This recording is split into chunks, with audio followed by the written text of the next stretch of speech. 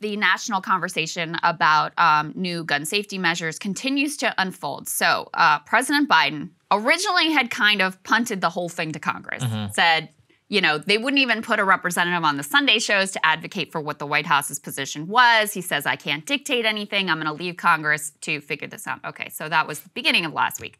The end of last week, he did decide to give a significant speech address and lay out what his wish list is in terms of new gun control measures. Let's take a listen to what he had to say. We need to ban assault weapons and high-capacity magazines. And if we can't ban assault weapons, then we should raise the age to purchase them from 18 to 21. Strengthen background checks.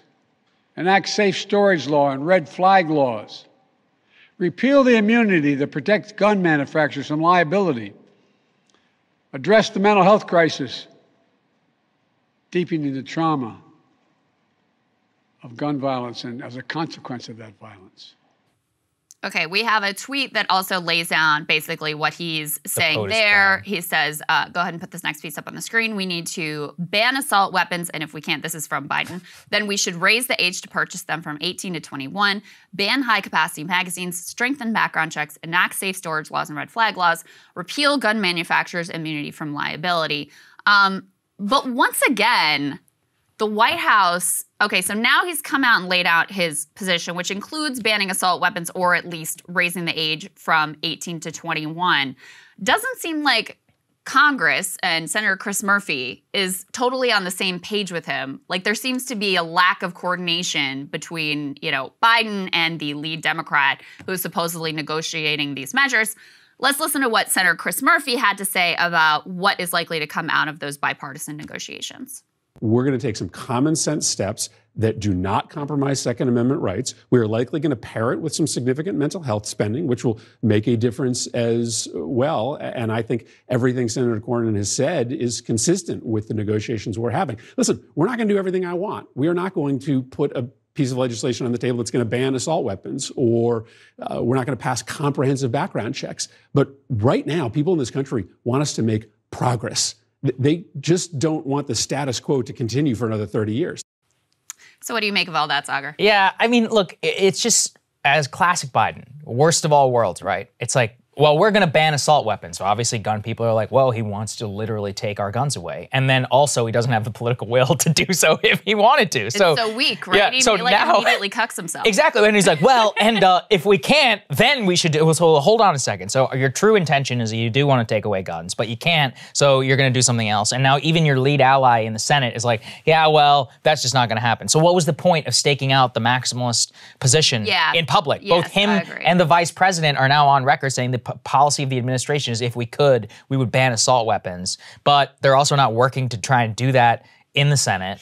It's like, what is happening here? It really does remind me, shades of Obama in this, of like pre-negotiating with yourself. If you think the right policy is to ban assault weapons, and by the way, somewhere around 65% of the public agrees with you, stake out that position as you're opening your bid. And maybe in your mind, you're thinking the compromise position is let's just increase the age requirement so that you have to be 21 years old, which has extremely high support. It has something like 80% of the public supports that.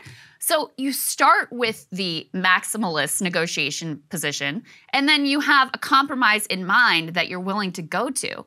But instead, he starts with this like the vice president, he and the congressional negotiators on a different page. He's negotiating with himself in public.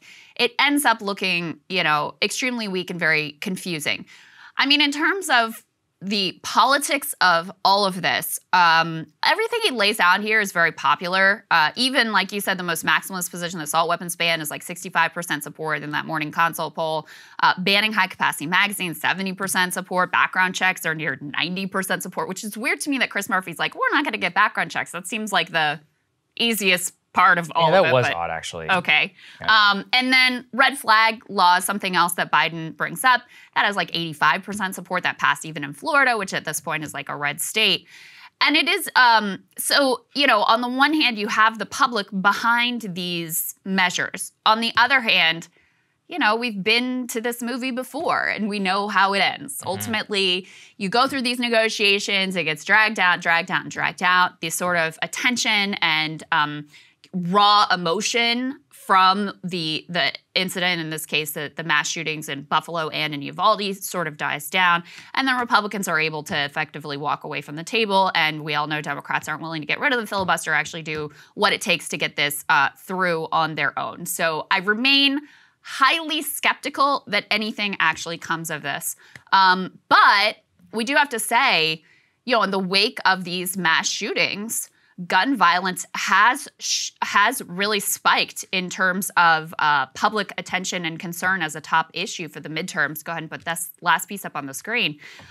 So a new ABC Ipsos poll shows gun violence soaring to third most important issue. That's behind, let's see, we've got inflation number one, the economy number two, then gun violence, then abortion, then gas prices, then immigration. So gun violence was not up at the top of that list before these mass shootings. Unfortunately for Biden, he continues to have a very low approval rating on every one of these issues. The only one that he, in this list, has majority approval is on COVID-19, which has totally slid out of the public consciousness in terms of a sort of political priority right now. So that's the lay of the land. Yeah, and I also wonder, gun violence. I mean, they always say gun violence. I mean, how much of that is crime and how much of that is mass shootings? So, like, how much of that is people saying, I'm concerned about crime? And how much, you know what I mean? Like, it's difficult to actually parse because, the whole nation is talking about Uvalde and about mass shootings. I mean, we also have these crazy, just like crime sprees. Like here in D.C., I was just looking at this. The last 4 days, there have been 18 people struck by gunfire, 2 fatally in 14 different separate shootings, and another person died in a stabbing. Our city is like 600,000 people. Same in Philly. I mean, they're describing it as a mass shooting. It looks like a run-of-the-mill, just like another incident of crime. And so you have crime on the same time being conflated, I think, with mass shootings, all leading to that number. So I don't really know how exactly you could parse it. I'm just looking again at the Biden approval numbers, at least. They have crime and gun violence broken out as two separate things. Yeah, that's odd, too. I'm just thinking about when you're whenever somebody's answering a poll. Seem like a strange thing to... I mean, those two things are not really that different, but... That's a good point. Yeah. So anyway, I look, in terms of these things, I generally think it's more of a flash in the pan. Unfortunately, I don't think this is a good thing, even though I'm against basically any of these proposed gun restrictions. And the reason that I look at it that way is you can actually see the public interest graphs on Uvalde have, dramatically gone down in the last couple of days. We know exactly what the makeup of the Senate on this is going to be. I think the best you could probably hope for is some sort of expanded background check system, which would expand to private sales of guns. And even I don't see any realm in which a national red flag law is going to pass with some 10-odd Republicans that would be able to support that. And currently there's like negotiations happening. The Fix NICS Act, that I talked about in the past is a good example of something that might go. But because this weapon was purchased legally, it's really just going to be a referendum on like, okay, do you agree with being able to buy an assault weapon or not? And from almost, I think every Republican on record, bearing like four, they do support the ability to buy it whenever you're 18 years old. Or if they don't personally support it at 18 years old, they say they should leave it up to the states because some states have different state-by-state regulations. So that's just what the political reality is in terms of what's going to pass. So, I don't have a maximalist position on gun control to start with, but I do think it would be good for the country if we could pass something because it's just so depressing that you have this level of support behind some basic, really not controversial changes, even among the Republican base, support for things like lifting the assault weapons ban to the assault weapons age to 21 years old, banning high-capacity magazines, universal background checks, like support not only among Democrats, not only among independents, but also among Republicans. And so even though I have no expectation that what we would pass would be any kind of quick fix or, overwhelmingly shift the amount of violence in the country. Just that sense that we can actually respond. There can be this mass tragedy that moves the public and shocks and horrifies us, and that we can at least try to do something about it, I think would be a positive thing. So again, do I have a lot of hope that anything is going to come out of this? No, because ultimately Congress typically is not responsive to the public. I mean, that's just reality. Right. And you have a very well organized and, not as well financed as they used to be, but still very well financed gun lobby and NRA interest group, which still holds a lot of sway in Republican primaries. And so the odds are definitely stacked against you on all of this. But yeah, it would be a positive, I think, step for the country if we could just feel like at least we can act and do something when we are shocked and horrified by something as terrible as this was. I think the reason it won't happen is that if you look at the previous, I did that monologue on history about gun control.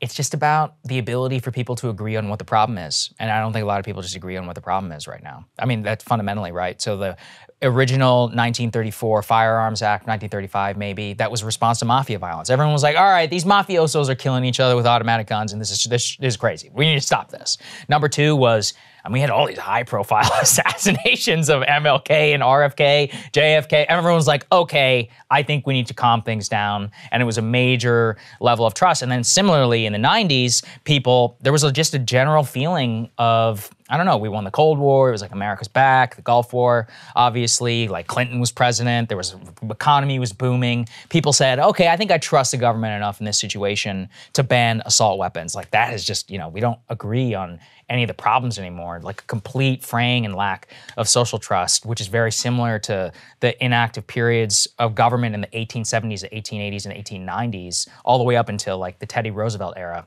Unfortunately, I really just think that's where we're at right now. I think that the tactic of just delaying and waiting things out is so successful now. And that graph you pointed to, which we actually should cut and put in a future show so you guys could see, but people are sharing around this graph of attention after these mass shooting events online. This. And with each successive one, basically the attention span is shorter.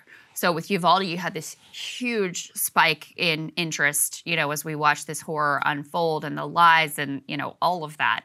And it just completely falls off a cliff at a much faster pace than even previous mass shooting events. If you think back to Charleston or something like that. I mean, Sandy Hook dominated our politics for months. Absolutely, right? Absolutely. And so, Columbine, I don't know that was on there, but that completely shifted the way people thought about schools and safety and guns and for a generation.